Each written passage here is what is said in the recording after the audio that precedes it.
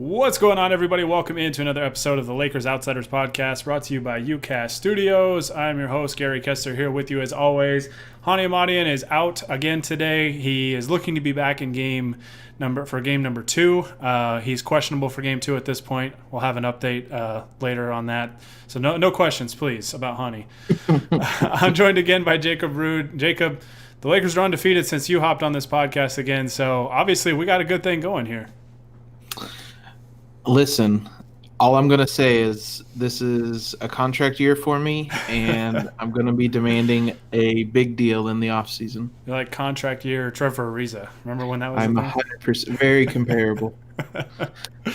All right, today we are talking about Game 1 of the NBA Finals. The Lakers take it to the Heat after a slow start, just totally flip this game around and just cruise to victory. So the Lakers go up 1-0 in the NBA Finals. It was kind of a funky game for sure, but we're going to dive into that, and we're going to get to viewer questions at the end. So be sure to have those ready for us at the end of this stream, and we'll definitely get to those. I don't know if this pod will be overly long, just because it was it was a very convincing win for the Lakers. So probably not a ton to talk about in this about this game, but. As always, guys, we're doing these live on Twitch, twitch.tv/LakersOutsiders. You can subscribe, or you can follow us there. You can subscribe to us on YouTube as well, and you can set those notifications so that you get alerted every time that we do go live after the games.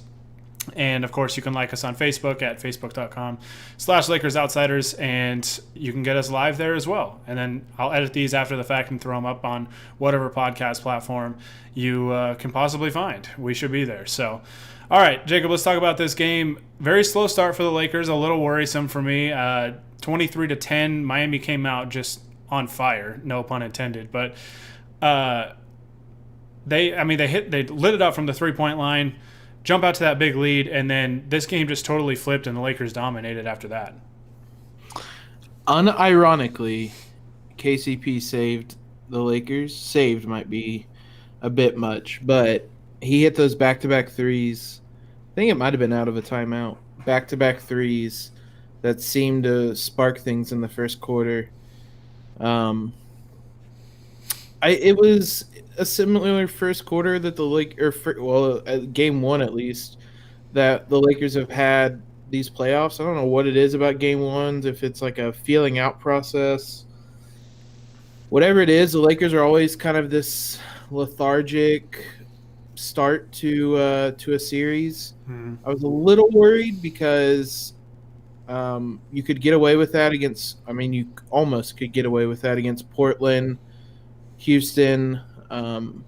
Miami was going to crush you if you did, and that's what they were doing. But I don't know. I mean, certainly KCP sparked something, and LeBron and AD woke up, and I don't think I've ever seen a run like what that team went on between the first and third quarters. Mm-hmm.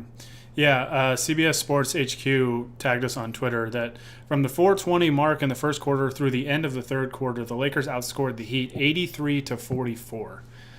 Oh my God. Pretty remarkable in really any professional sports setting. Like those are numbers you see when like Alabama plays like some high school that poses as a college football team. But yeah, in a not only a pro sports setting, but an NBA Finals setting for the Lakers to just go on that run was just unreal. I mean, they just played great basketball. We saw a lot of unselfish plays, but like you said, KCP I thought really was kind of the spark that really got this team going. They were like a cold car in the wintertime, right? Like they just kind of need some time to warm up a little bit, and then once they got going, they were just fine. So, but KCP, yeah, really was a spark plug for this team. He really provided them a pretty solid lift, and his three-point shooting was key. And really, the Lakers as a team shot the ball extremely well from the three-point line. And we talked about that last night when we were on here previewing this series about the three-point shooting in this series. But another thing that I thought really kind of got the Lakers going, Dwight Howard kind of got off to a slow start. He did start this game, which was a little bit surprising to me, but not overly surprising.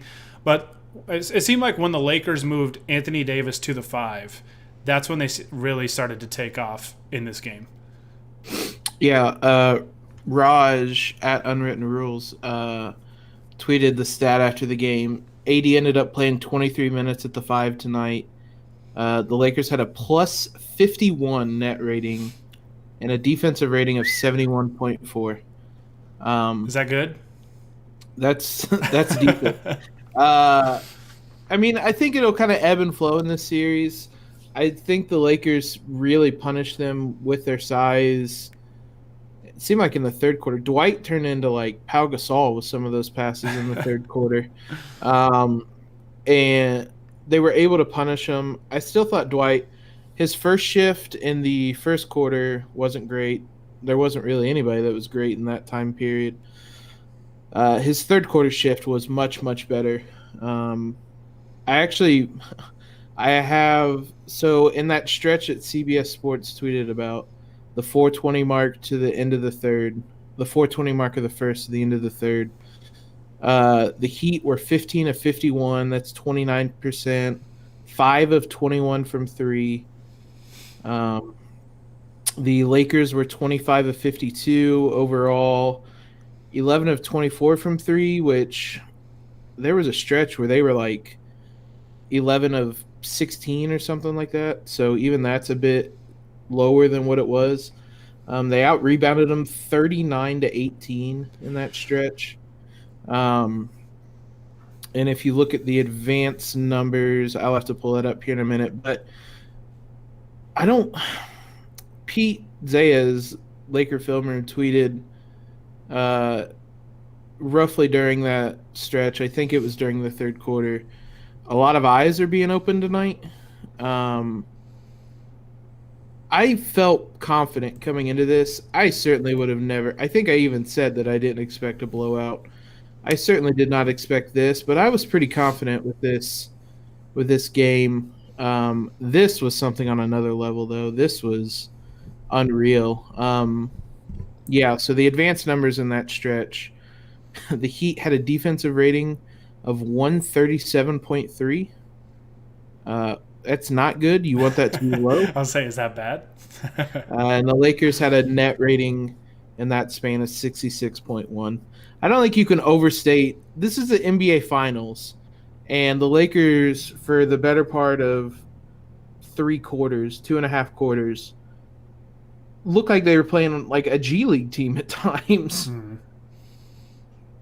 Yeah, it's crazy, like the turnaround in this game, because I was a little worried to start. I figured the Lakers would settle in, but I was kind of worried that it's like, okay, here's the Portland series, the Rockets series all over, where we just come out lethargic in game one and we just don't play well. And I was like, I don't know.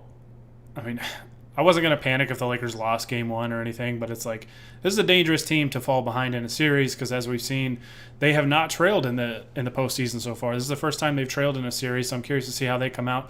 Obviously, their injuries did play a role in this game. Jimmy Butler still played 33 minutes, but did turn his ankle pretty early on in the game, and he was still able to play. You could see he was a little bit hobbled. Goran Dragic, we don't know if he's going to return in this series. He hurt his foot. I think they said it's a torn plantar fascia or whatever. As you can tell, I'm very vested in my medical knowledge. But so we don't know if he's going to return in this series. They've pretty quickly said that he was doubtful to return once he left. That's a big loss. That's a big loss if he's not able to, because he was kind of causing some problems there at the start, with his dribble penetration and getting inside the paint and breaking down the Lakers defense. Bam Adebayo also left this game with a shoulder injury. I think it's a shoulder injury he suffered earlier in the playoffs, kind of re-aggravated a little bit, and he did not return in this game, which, of course, I think by the time they got him diagnosed and everything, the Lakers were so far ahead that it didn't make sense to even have him out there. There were Jimmy Butler was still in the game when it was a blowout. LeBron, AD, a lot of star players were still in the game when it was pretty out of reach, which I wasn't a fan of, but the Lakers got away with it. KCP was a little banged up in this game. He was getting some treatment on the sideline, but I think he's okay. So hopefully there's no more injuries to deal with, because Miami got beat up quite a bit in this game. But the Lakers, by the time I think the injuries really set in, the Lakers had taken control of this game. I think when they were down 23-10 we talked about the run all the way through the end of the third, but just from like the last, what is it, 18 minutes from the 6 minute mark of the first quarter through to halftime, the Lakers outscored Miami 55-25. Like 25 points in 18 minutes is just ridiculous defense. I don't care who is out there. I mean, these are NBA players. That's just unbelievable defense, and it was great to see the Lakers really turn that around because their defense to start, they just looked a little slow. They were giving up either basically layups or wide open threes, and Miami came out just blistering hot from the 3-point line. But then the Lakers flipped the script, and they were blistering hot in the first half. I think they were 11 of 17 from the 3-point line. And if this Lakers team is hitting threes at even a respectable clip, I don't see them getting beat. It's not even got to be a respectable clip like we talked about last night. I think 30% was the mark. Mm-hmm. If they're going to have a game, I don't know what they ended up shooting by the end of the night, but if they're going to have a game even close to what they were shooting tonight, it's over. 15 of 38. Yeah, if they shoot 39% from three, this is a sweep. Mm-hmm. Which...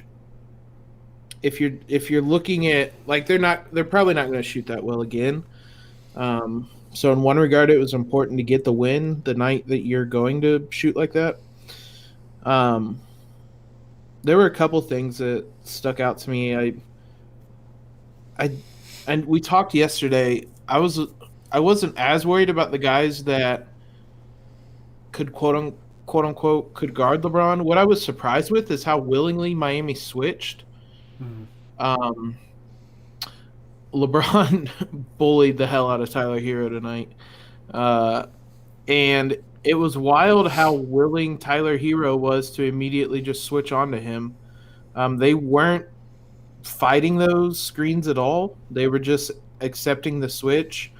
They're not going to be able to do that with they're going to struggle to do that with Bam in the game. They're not going to be able to do that with Bam out of the game. Mm-hmm. Because if Bam is out of the game and LeBron is in the game, he's going to go to the rim every time. Yeah. And we saw tonight, if the handful of times he isn't going to score, he has those drop-off passes to AD, Dwight, those guys as they cut to the rim. You saw a couple times AD cut from the corner and would get those passes to finish at the rim. We talked about the size being an issue, and that was evidence of that. And I think that they're going to have to find a way to play someone, whether it's Kelly Olynyk, whether it's Myers Leonard.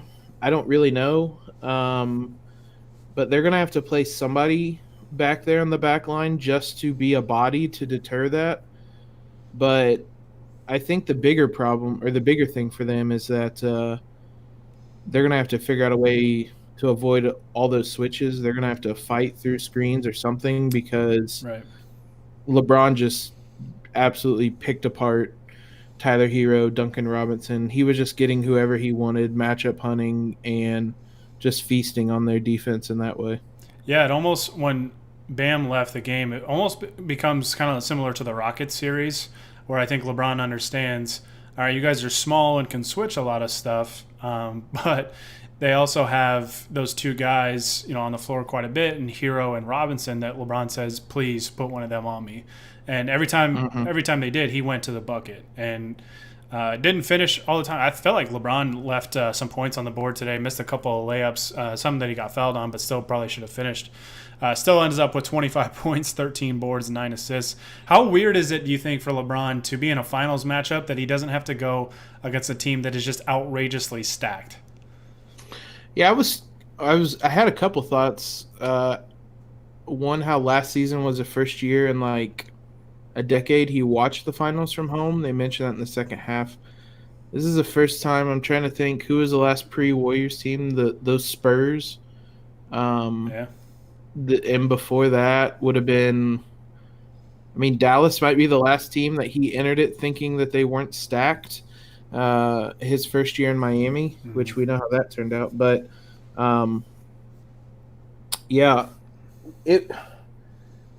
I'm just really surprised. I don't want this to sound cocky, but I'm really surprised at how easy everything ended up being tonight. Yeah.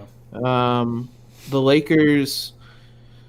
I mean, you game plan against these teams to take away their strengths. Come or in the regular season, the Lakers got to the rim. 39% of their shots came at the rim, which was second most in the league. It was 38% tonight. So like they weren't deterred at all getting to the rim. Like you said, they didn't shoot particularly well there, but if they can get to the rim like they did tonight, and then I mean the shooting we talked about, if you have those two things, like it's done and dusted, and you have a night like you did tonight where honestly the final score was quite generous to Miami because the Lakers dominated that game. Um, if I were, I think Miami has a lot of things they should be worried about after that game. Um, but I think their defense, they couldn't even really go to a zone because of how well the Lakers were shooting, which Hmm. I still think it will see more zone when the Lakers aren't having their best shooting night in the bubble. But I don't know, man. That the defense they rely a lot on Bam, and I mean Bam's not even healthy. I don't know um, what his long term prognosis is, but I mean they got beat up in every way tonight, which was really surprising. I did not remotely expect that type of game tonight. Yeah, neither did I. And we talked about Bam as kind of their X factor because they're so thin in the front court that he's going to have to stand tough against AD, against Dwight, and against JaVale. We at least we thought. Um, and if he's out or he's banged up and he's hobbled in any way, I mean, it's going to be even more difficult because Anthony Davis really just kind of had his way in this game. I mean, he had 34 points, 9 boards. He also had 5 assists and 3 blocks, plus 23 in the game. I mean, he was just a monster in this game. And we answered a question about his likelihood of winning Finals MVP if the Lakers win this series. I think we both said probably roughly like 60-40 in favor of LeBron. I mean, he might have tipped the scales a little bit tonight. He was the man tonight. I mean, he was just unreal. And when he's that aggressive and he's that active, he's more times than not he's going to be the best player on the floor. And you talked about, I mean, having all this time to game plan. I mean, there was a couple extra days for each team to kind of game plan for one another. I think we saw a similar kind of thing with the Lakers playing the Rockets in game one, where it's like they had extra time to prepare for them, but the way the Rockets play, they play very fast. And I think the Lakers needed a game to kind of get acclimated to that a little bit. And once they did, they figured it out. Not saying that that's what Miami's going to do, but I think you can game plan for the Lakers a certain way, but then when you play them, you just see how big, the length, the speed, the athleticism, just that whole combination, I think can overwhelm teams. And I think that's just what we saw tonight with Miami, is that they were just overwhelmed. Like I expected Duncan Robinson to be a problem in this series basically every game. Not saying he can't moving forward, but tonight it felt like he was just not even out there a lot of times. He played 27 minutes and he was 0 for 3 from the field, didn't score, and was just hunted relentlessly on defense. So I think the Lakers just overwhelmed Miami tonight, and I would expect Miami to bounce back. I'm thinking game two is still going to be a dogfight. It's going to be tough. I always kind of use the example of the 1985 Lakers, and they got absolutely destroyed in the game one of that NBA Finals against the Celtics, 148-114. And then they bounce back in game two, win that game, and then they end up winning that series in 6. So I try not to overreact to like a blowout game one win because it can flip very quickly. I mean, we saw it with the Lakers and Magic as well. Lakers and Celtics in 2010. Lakers dominated game one of both of those series. Game two against Orlando, they squeaked one out in overtime and then lost game two to the Celtics. So, yeah. It's great. Like, this was fun. It was very low stress, which was nice. I would love 3 more of these and get the guys out of the bubble and they can go sleep in their own beds, and we don't have to have any heart attacks. But this Heat team's been resilient all year long, so I fully expect them to bounce back. Spoelstra's a hell of a coach. He's going to have adjustments. But with that being said, I still think if the Lakers play their best basketball or even relatively close to their best basketball, they shouldn't lose this series. No. If you're if you're looking at things that are sustainable, as we said, the shooting, you're probably not gonna have a better night than this in the series. They probably haven't had a better night than this in the whole playoffs. Um, that's not always going to be there, but I think a lot of what they did defensively will be. They did a really good job. The Heat run so many handoffs or Mhm. handoff actions. Um, Early on, they lost a couple guys. It's just kind of one of those things you can practice against, but until you really see it, um, it's hard to really replicate. But the longer it went, the more they were able to get into the flow. You mentioned Duncan Robinson only had 3 shots. Yeah. He didn't have any points. Um, they really, outside of Jay Crowder turning into like Clay Thompson in that first quarter, they really didn't particularly shoot the ball well. Jimmy had 2 threes. I would venture to say he's probably not going to do that again. He's not going to go 50% from three.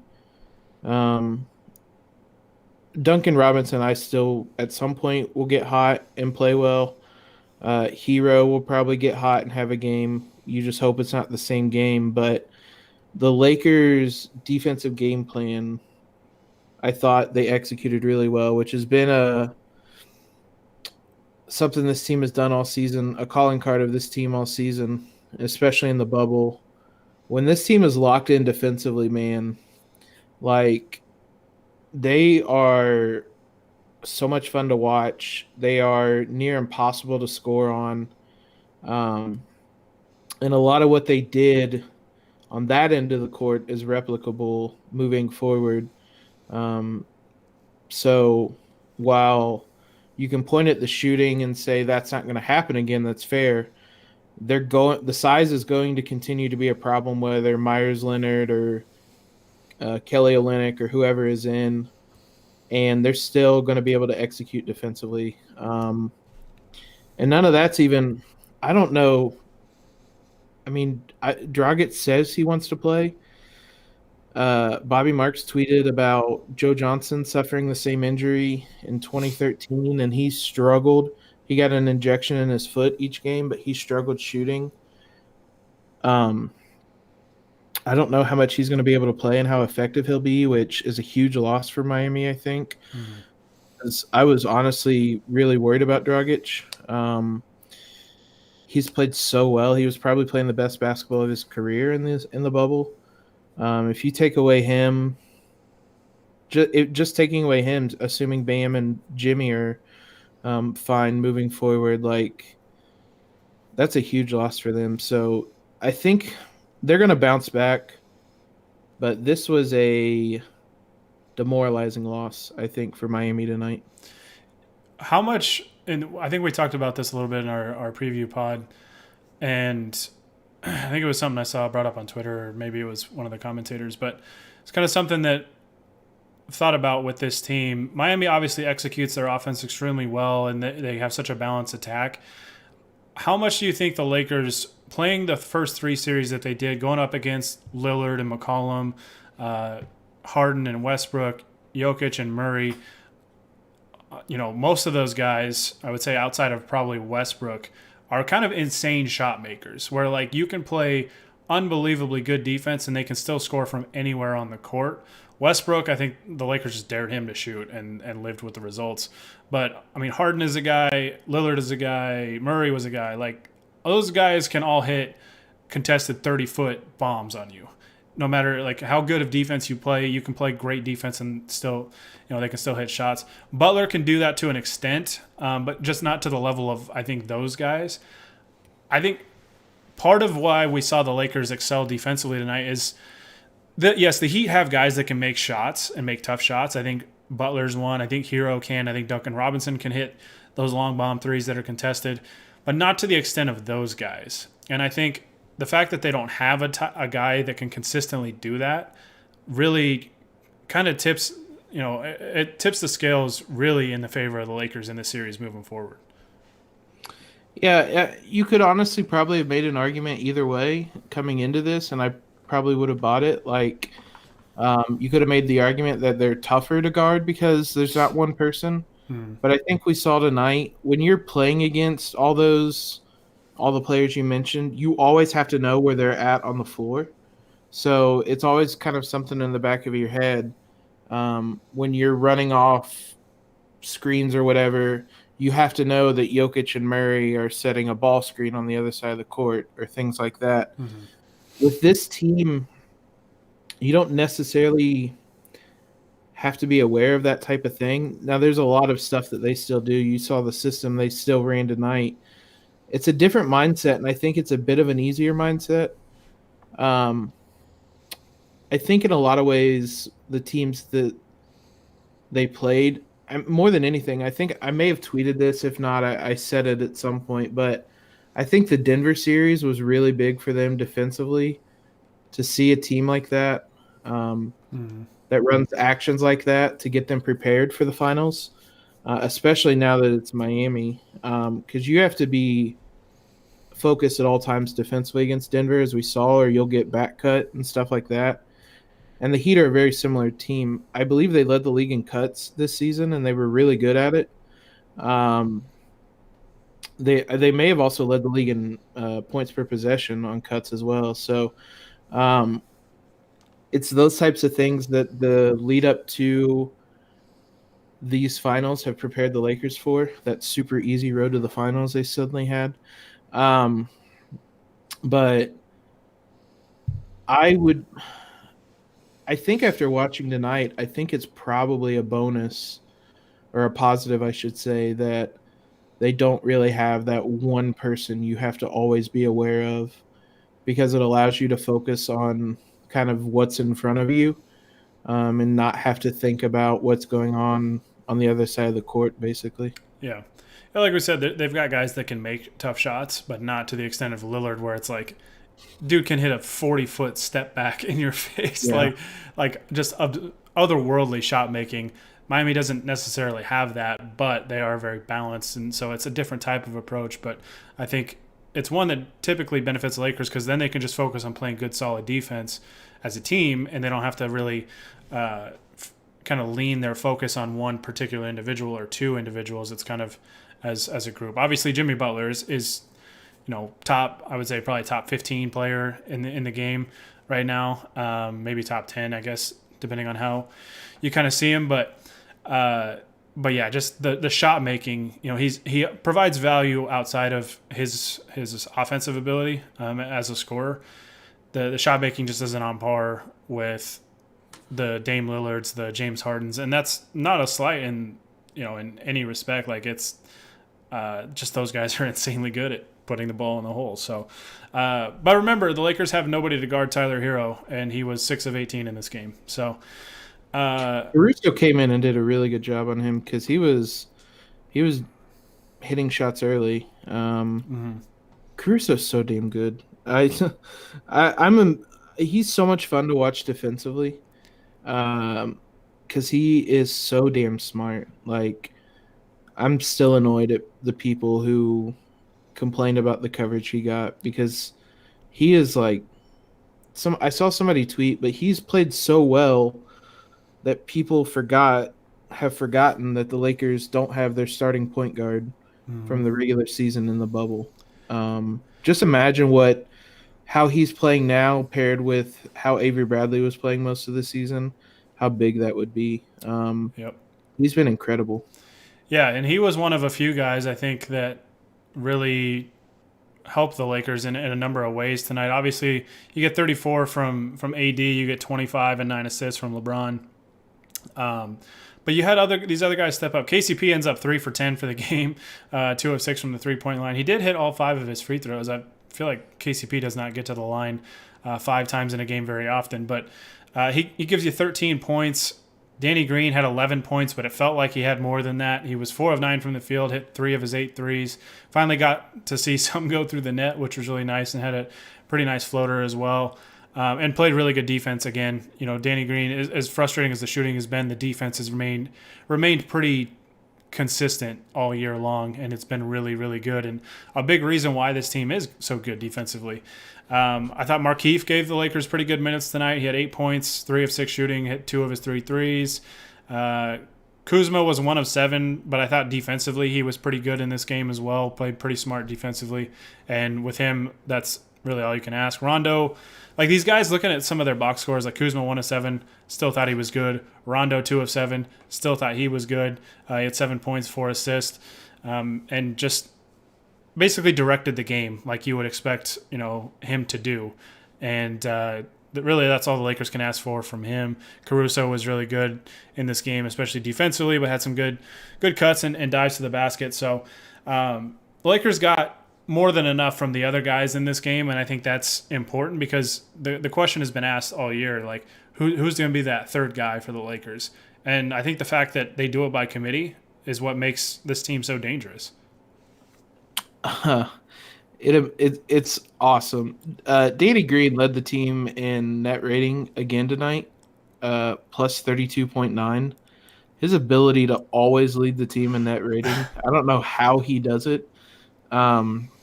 He's now far and away the leader in the playoffs for the Lakers in net rating at 18.4. But yeah, I was going to bring it up because of the guys you mentioned. Rondo was a plus 25. Caruso was a plus 21. Kuzma was a plus 19.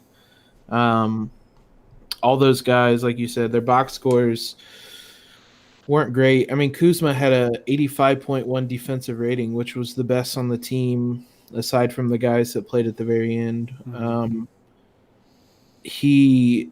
I agree, he played really good defense. This is a hard team to defend.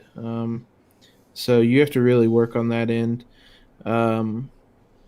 This is just such a great team. Like all of the talk, I think Kevin O'Connor tweeted this, and it's a really good point. Everybody's been so worried about like just sheer talent, like who's the third best player, who's the this and that they don't really talk about the fact that these pieces fit so perfectly together. Which, I mean, I know I'm preaching to the choir with Lakers fans. But these guys are all, we talked about them being veterans, which I think mattered when they went down whatever the deficit ended up being, 13 points in the first quarter. Like, none of those guys panicked. And they were able to get out of that hole real quick. They all understand their roles. They're comfortable with their roles. They're smart. They don't really make a lot of mistakes. There weren't a lot of turnovers tonight. There were 12. There weren't a lot of fouls, which was huge because the Heat draw a lot of fouls. Mm-hmm. And they only shot 14 free throws tonight. So, Yep. All around, this was just such a great game for the Lakers. You take out that first 7-8 minutes and probably a good chunk of the fourth quarter. I mean, really, that stretch we've talked about was about as well as the Lakers have played all season. Yeah, and the crazy thing is they were down 23-10, and I think LeBron subbed out as part of his normal rotation, and then KCP provides that spark, and then before we know it, the Lakers have the lead at the end of the first quarter. They're up 31-28 after they're down 23-10. I think it was a 21-5 run, and it's just crazy, man. Like this, it's like we said, we preached it with this team all year, and how these pieces all fit together, and just LeBron and AD, and how powerful of a punch, of a 1-2 punch that duo is. And I think people had really underestimated that duo all year long. And you're a great team when you go into every single series that you face and everybody says, okay, this team can cause the Lakers problems this way. And then at the end of every series, the Lakers that was an easy series. Like they've had an easy path. It's amazing to see the narratives flip time and time again. I'm hoping it happens, honestly, in this series. I don't care what you think of the Lakers' path. The Lakers are 3 wins away from winning a title and 3 wins from seeing NBA Twitter having to watch Alex Caruso hold up the Larry O'Brien trophy. And those tears will be absolutely delicious if that happens. But we'll see. I mean, like I said, I'm expecting Miami to bounce back and for it to be a tough game in game two. But hey, the Lakers are 3 wins away from not only winning an NBA championship, but also getting to leave the bubble and go see their all their family members at home and sleep in their own bed. I think that's got to be a nice little side motivation as well. And I mean, the Heat are wounded right now, with all their injuries. So this Lakers team has shown a killer instinct pretty much this entire playoff run. They have not lost a closeout game. Not that the Lakers have a closeout game, but when they smell blood, they've done a pretty good job outside of that game 3 against the Nuggets of really going for it. And I would, and especially with game 2, you know what jerseys they're wearing. Oh, I didn't even think about that. Oh, buddy. Yeah, I was gonna bring up. I mean, you mentioned it. This game 2, I was actually gonna use the term "smell blood in the water." This is going to be a game against a beaten up team. Dragic, whether he plays or not, is going to, I mean, if he plays, he's going to be hobbled. He's going to have a feeling out process. This is a game where you can come out, really kind of smack them in the mouth. And if you go up 2-0 in this series, I mean, we talked we talked last night or yesterday. We didn't think the Heat could beat the Lakers 4 out of 7 times. Now it's 4 out of 6 times. If you come out and smack them in the mouth, you're really damn close to getting an NBA title, because the margin for error is getting thinner and thinner for Miami, and it was already pretty thin. And I think the Lakers really made a statement tonight. Yeah, I'm curious to see how Miami responds as well, being that this is the first time that they've been down in a series and there's some legitimate pressure on them because they swept Indiana in the first round. They jumped out 3-0 on Milwaukee in the second round, and then they were up 2-0, and then 2-1, 3-1, and then 3-2, I think, against Boston. So they've been playing from ahead in all these series, right? And I think your shooting when you're ahead in a series tends to be a little more confident. There's a lot less pressure on you to hit these shots. Now there's a lot of pressure on them in game 2 to not fall down 2 games to this Lakers team, because like we said, beating this Lakers team 4 out of 7 times is already an incredibly difficult task, and having to do it, I mean, 4 out of 6 is already obviously very difficult, but 4 out of 5 if they lose game 2, that's a very, very steep mountain to climb. And I would imagine the Lakers are going to be fired up, because they've said multiple times that they do not want to lose a single game in those Mamba jerseys. That's what they'll have on in game 2. And it could be the last time we see them in them for this playoff run, because the only time they're scheduled. Yeah, I don't want to see them again after this. But, if the Lakers can take game 2, and I still think it's going to come down to 3-point shooting. I think Miami was red hot from the start. I think they hit like their first 4 or 5 threes, and that helped them jump out to that lead. But they end up shooting 31%, 11 of 35. The Lakers shot 39%, 15 of 38. If the Lakers, as long as the Lakers don't get dominated from the 3-point line, I think that they'll be completely fine in this series. Yeah, the Heat can't lose the 3-point line, the battle at the 3-point line and at the free throw line. And I mean, there wasn't really a battle. They won tonight. We talked about it as well, looking ahead to game 2. We talked about how much they rely on kind of young players. Dragic was really one of their only veteran guards. And I hadn't realized that they hadn't trailed in the series, so that's an interesting point, because those lights were already bright coming into tonight, and now they're a lot brighter. That pressure's even more in game 2. A pressure that they haven't had to deal with these playoffs in the bubble with this version of this team. They're going to have to make I think they're going to have to make some big changes to their rotation and how they play, because I think they'd be foolish to basically run it back with the rotation they had tonight. There are a lot of changes and a lot of pressure on this team coming into game two. So, um, in a lot of ways, it was really important for the Lakers to come out and get this win. Um, I'm really confident. We talked about it. It wasn't really that stressful of a game, which was tremendous. It was also a really confidence boosting win for the Lakers. Just stay the course. Job's not done, as Kobe has said. Stay the course. You're 3 games away, and keep playing like you did tonight. And yeah, it'd be really hard not to see them as champions by then. Yep, 100%. I mean, I think if they just replicate a lot of the stuff that they did tonight in game two, like things that you do have some control over, controlling the glass 54-36 in favor of the Lakers, defending the 3-point line extremely well. So the Lakers just continue to play solid defense. They stay locked in on that end of the floor. We predicted Lakers in 5. I mean, it could be less if they play that way defensively for every single game the rest of the way. I don't know. The Lakers could just be a bad matchup for Miami. I mean, the Celtics, I think, don't have a ton of like big bodies to kind of go up against Bam Adebayo as well. So I think I was just kind of thinking of kind of their past matchups.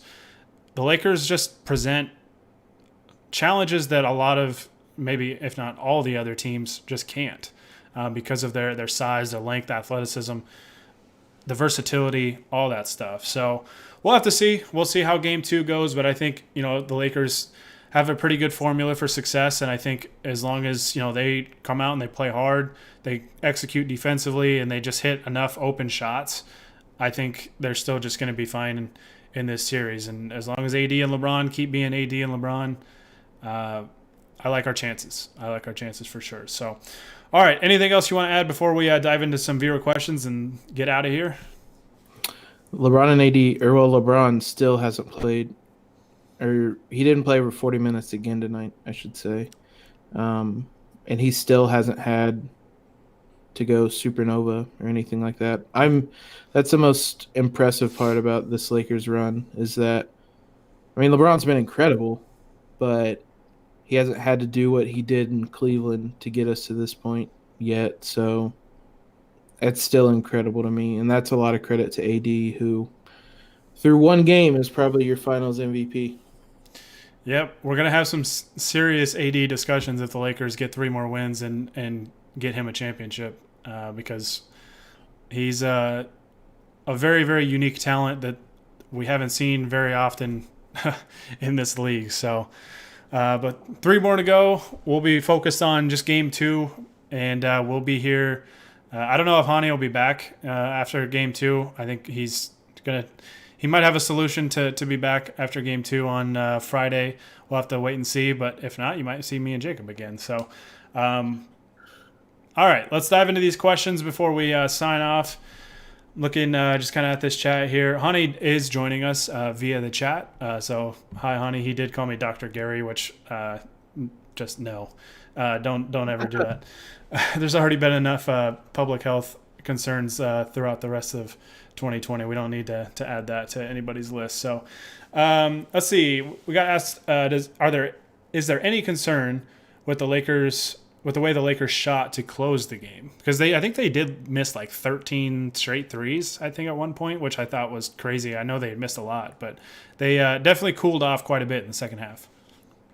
I mean, that was just regression to the mean. That was the first half shooting like crazy. I mean, they 39%. I was surprised when I saw that's what they ended up shooting because it certainly felt a lot more, but I guess that has more to do with how this team typically shoots.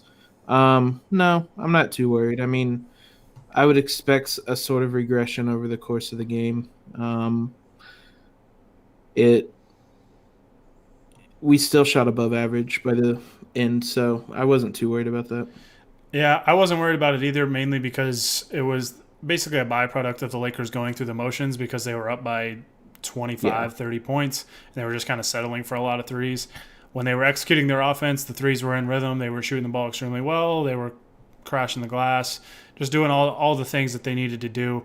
So I'm not overly worried about it, as long as, like we've said a number of times now, they shoot even at a respectable clip, which 30% seems to be the bar, which is insane to think about. But if they shoot threes at a respectable clip, they're going to be just fine in this series. We did have somebody say if Bam is hurt, they're done. Somebody else said if Bam is healthy, they're done. I do agree though. If Bam is hurt, I think the Heat are in big trouble. Yeah, it's a big if. I don't know what it sounds like. I mean, X-rays were negative. I saw that. I don't really know. They said he had a injury before. I don't really know what it is.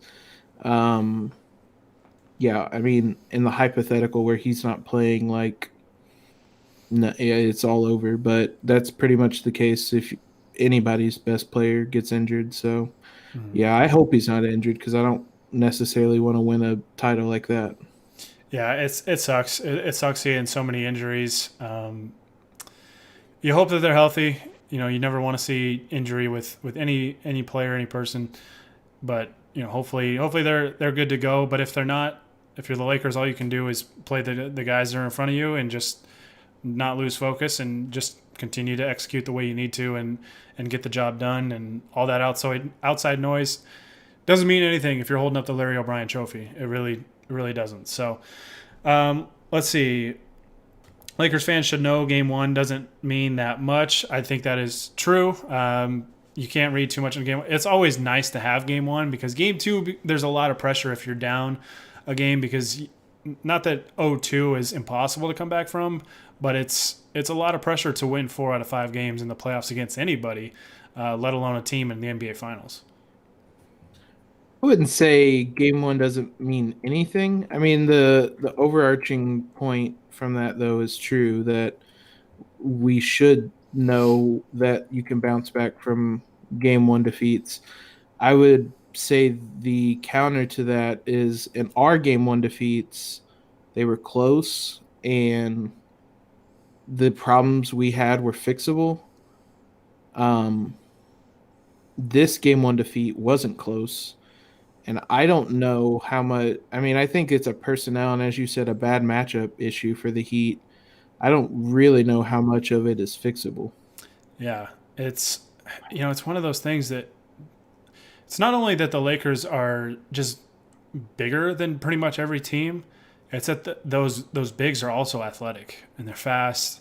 AD's a unicorn that can do everything, and Dwight is a good athlete, good rebounder, good defender.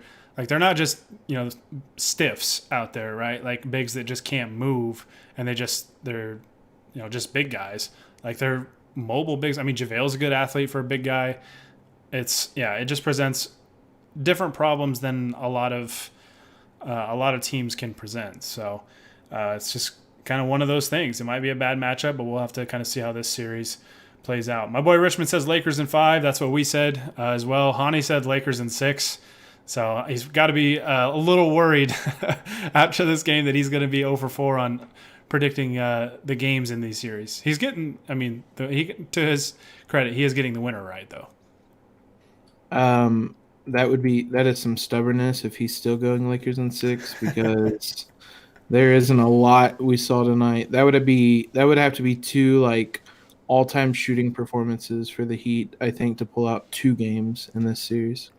Yep, we will definitely see. Time will tell. Somebody brought up a point that I actually kind of thought about during the game with all these injuries to Miami and how the media treats LeBron and how the media treats Anthony Davis. I feel like before AD became a Laker, it was universally accepted how much of a freak of nature that guy was as a basketball player.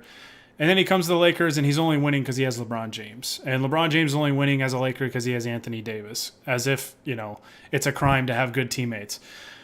Especially after we just watched, 4 years of the Warriors being ridiculously more talented than everybody else.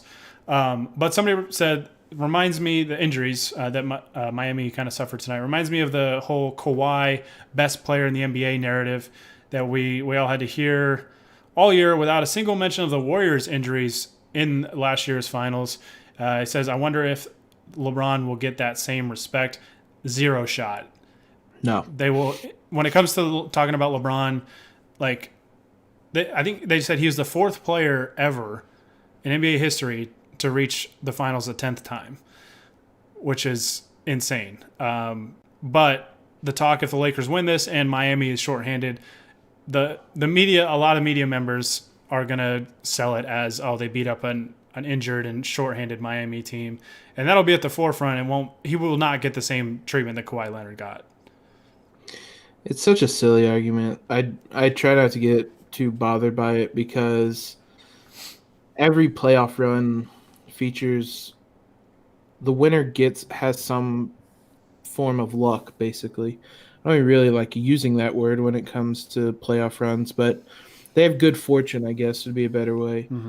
Um, there's injuries every year. You can play the what if game every season with every title.